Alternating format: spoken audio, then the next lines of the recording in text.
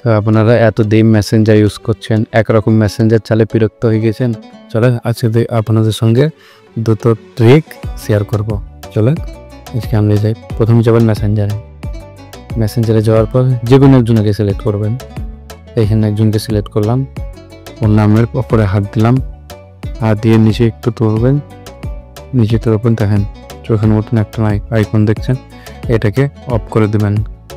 তাহলে আপনাকে কেউ যদি কিছু পাঠায় তা আপনি যদি দেখেন তা সে বুঝতে পারবে না যে আপনি দেখেছেন কিনা, কেউ বুঝতে পারবে না। 2 নম্বর টিকটা হচ্ছে সেম প্রসেস। এইখানে যাবেন, নামের উপর হাত দেবেন, আবার নিচের দিকে তুলবেন, দেখেন এইটা 2 নম্বর, এটাকেও অফ করে দেবেন। তাহলে আপনি কাউকে যদি টাইপ করেন সে বুঝতে পারবে না যে আপনি কাউকে টাইপ করছেন।